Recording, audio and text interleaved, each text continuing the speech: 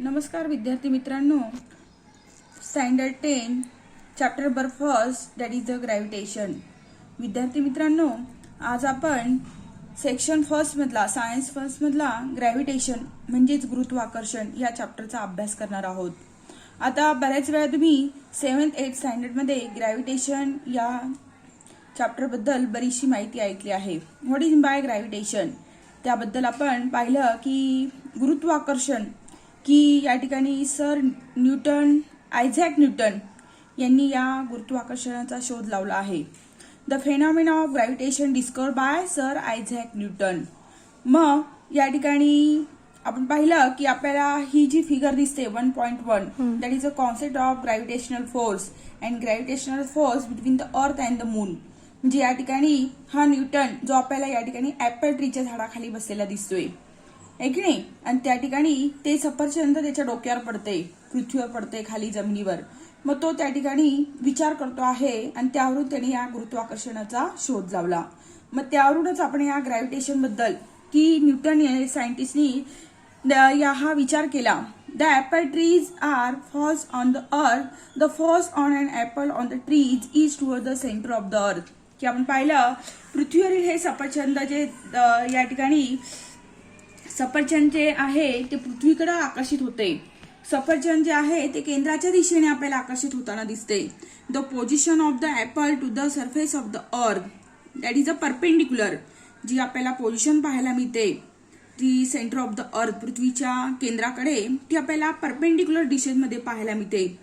And then मग यावरून sir Newton Isaac काय म्हणतात ते the gravitational force between the earth and moon. म्हणजे त्यांनी या ठिकाणी हा निष्कर्ष लावला की चंद्र आणि पृथ्वी यामध्ये सुद्धा गुरुत्वाकर्षण बल पाहायला मिळते. म्हणून आपल्याला फिगरमध्ये पहा इथं मून पाहायला मिळते की या ठिकाणी इथं सुद्धा आपल्याला गुरुत्वाकर्षण फोर्स बद्दल that is the gravitational force between the earth on the moon. मग देन यावरून न्यूटन काय म्हणतात ते Newton thought the force of gravitation acts on the apple tree at a different height from the surface of the earth. की न्यूटनने असा विचार केला की बल वेगवेगळ्या उंचीवर या ठिकाणी सफरचंदावर जसं प्रयुक्त होते तसं याप्रमाणे मून आणि काय सन जे आपल्याला हायर लेव्हलवर सुद्धा हायर लेव्हलला जरी असेल हाईट असेल तरी त्याच्यावर आपल्याला या ठिकाणी हा फोर्स ऍक्ट होताना दिसतोय. That is it also acts on the object even greater heights and much further away from the earth. म्हणजे अशा प्रमाणे सूर्य चंद्र हे जरी उंचीवर असेल तरी या ठिकाणी या वस्तूवर सुद्धा हा फोर्स ऍक्ट होतोय. That is a gravitational force. Next point that is a force and motion. की आपण पाहिलं की फोर्स बल आणि मोशन म्हणजे गती. मग या ठिकाणी we have seen the force is necessary change the speed as well as direction of the motion of the object. म्हणजे कुठल्याही वस्तूवर ऑब्जेक्ट इट इज त्याला काय म्हटलं आपण की वस्तू की कुठल्याही वस्तूवर जर आपण या ठिकाणी फोर्स अप्लाय केला बल प्रयुक्त केलं तर that is a change in the direction and change that is the की त्या direction and that is the speed. की या ठिकाणी आपल्याला त्या वस्तूची डायरेक्शन आणि स्पीड सुद्धा चेंज होताना दिसतोय. तर याप्रमाणे आता आपण नेक्स्ट पॉइंट पाहूया that is the circular motion and centripetal force. की वर्तुळाकार गती आणि सेंट्रिपेटल फोर्स. की आपण पाहत असतो की circular motion that is a number of examples. Which are the examples that is the all planets revolves around the sun. Next आपण अजून बरेचसे उदाहरणं सांगू शकतो की सर्क्युलर मोशन मध्ये that is these are number of example that is a circular motion and centripetal force. आपण पाहिलं की सर्क्युलर मोशनचे सुद्धा आपण मागच्या वेळेस बरेचसे एक्झाम्पल्स पाहिले. That is the planets revolves around the sun. Next that is the clock the direction of the clock these are circular motion. These मग यामध्ये आपल्याला फिगरमध्ये दाखवलंय पहा सर्क्युलर मोशन की या ठिकाणी आपण सेंट्रल पोझिशनला जो फोर्स ऍक्ट केलाय आणि तो सर्क्युलर मोशन मध्ये कसा मूव्ह होतोय है की नाही. That is a stone tied to a string moving along a circular path and its velocity tangential direction. की आपण या ठिकाणी स्टोन टाय की आपण एका दोरीला दगड बांधलेला आहे आणि तो आपण काय करतोय सर्क्युलर डिरेक्शन मध्ये एका वर्तुळाकार गतीमध्ये या ठिकाणी आपण त्याला वेग प्राप्त करतोय. मग हा जो that is the circular motion, मग या ठिकाणी हा एक्सपेरिमेंट आपण घरी सुद्धा करू शकतो. त्यालाच next that is the centripetal force. मग सेंट्रिपेटल फोर्स मध्ये आपण या ठिकाणी डेफिनेशन पाहूया. The force acts on any object moving along a circle. काय म्हणणार? The force acts on any object moving along a circle and it directed towards the centre of the circle, that is called as centripetal force.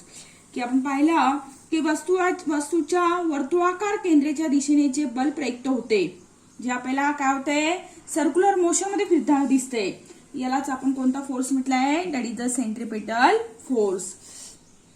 मग अशाप्रमाणे आताच मी तुम्हाला example दिलं. The natural satellites on the earth, म्हणजेच आता आपण पाहिलं की इतर ग्रह कसे या ठिकाणी फिरताना दिसतात ते. तर अशाप्रमाणे असे बरेच काही एक्झाम्पल आपण देऊ शकतो. That is a circular motion and centripetal force. Next point that is a Kepler's law. आता केपलर्स लॉ बद्दल या ठिकाणी आपल्याला केपलर्स या सायंटिस्टनी या ठिकाणी 3 लॉ सांगितलेले. That is a Kepler first law, Kepler second law and Kepler's third law. म्हणजे अशाप्रमाणे केपलर्स या सायंटिस्टनी की orbit of the planet moving around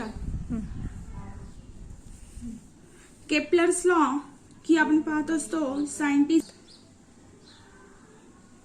Kepler's law number first या ठिकाणी पहा आपल्याला ही फिगर पाहायला मिळते. The orbit of the planet moving around the sun. ही ग्रह हे सूर्याभोवती कसे या ठिकाणी मुव्हिंग करतात ते. That is this sons and these orbits, that is a perpendicular direction. मग first law, Kepler first law, the orbit of a planet is an ellipse with the sun of one of the that is a foci. की आपण पाहत असतो the orbit, orbit म्हणजे ही कक्षा, that is this orbit and that is this planets ABCD असे आपण जे प्लॅनेट्स घेतले. मग the orbit of the planet is an eclipse, that is a ellipse with the sun at the one of the foci. म्हणजे याप्रमाणे हे orbits आपल्याला लंब वर्तुळाकार कक्षेने एका नादीवर पाहायला मिळतात ते. That is these are Kepler first law. या ठिकाणी फिगर दिलेली आपल्याला. Next that is a Kepler second law. The line joining the planet and the sun sweeps equal areas in equal intervals of time. म्हणजे काय म्हणता येईल? The lining joining of the planet, की ही जी लाईन्स आपल्याला पाहायला मिळते ते the line joining of the planet, ह्या आपल्याला काय पाहायला मिळत आहे? That is a equal in area and equal interval of times. म्हणजे या ठिकाणी या ज्या सन पासून जी आपल्याला ही लाईन्स पाहायला मिळते प्लॅनेट जवळ, त्या कशा आहे? Equal area and equal interval of times. म्हणजे आपल्याला समान एरिया आणि समान या ठिकाणी टाइम्स मध्ये पाहायला मिळतात ते. That is a Kepler second law. Next that is a Kepler third law. Kepler third law काय सांगतोय? The square of it periods of revolution around the sun is directly proportional to the cube of the mean distance of a planet from the sun. The square of is period of revolution. म्हणजे या ठिकाणी T that is a period of revolution, त्याचा आपण काय घेतलंय? Square. And sun is the directly perpendicular to its cube. या ठिकाणी ही जी that is a direction that is R. These are directly proportional. Plus third law काय सांगतोय? The square of its period of revolution. T that is a period of revolution. या ठिकाणी आपण planets मध्ये टी काय वापरलाय? That is a period of revolution. And average distance that is R. R that is a average distance. मग आपण third law कसा तयार केला? The square of its period of revolution, म्हणजे टीचा स्क्वेअर या ठिकाणी square and is sun is directly proportional to the cube. म्हणजे हा जो या ठिकाणी डिस्टन्स दाखवलाय आपण आर, दॅट इज काय म्हटलं याचा? Cube of is distance of the planet from the sun. अशाप्रमाणे या सन जो प्लॅनेट्स आणि सन या ठिकाणी यांचा डिस्टन्स कसा आहे? स्क्वेअर आणि क्यूब मध्ये. म्हणून या ठिकाणी आपण मॅथमॅटिकल्स कसं लिहिणार? T square that is a period of revolution आणि R that is the average distance त्याचा क्यूब. आणि या ठिकाणी मॅथमॅटिकल फॉर्म्स मध्ये T square upon R cube is equal to K that is a constants. अशाप्रमाणे that is a Kepler's third law. तर परीक्षेच्या दृष्टीने हा लॉज इम्पॉर्टंट आहे. आणि त्याचप्रमाणे दॅट इज द सन, आणि या ठिकाणी फिरणार हे orbit, that is the perpendicular direction. तर अशा प्रमाणे आपण किती लॉज पाहिले? Kepler first law, Kepler second law आणि केपलर थर्ड लॉ. तर दीज आर इम्पॉर्टन्स. अशा प्रमाणे इथं आपण थांबूया.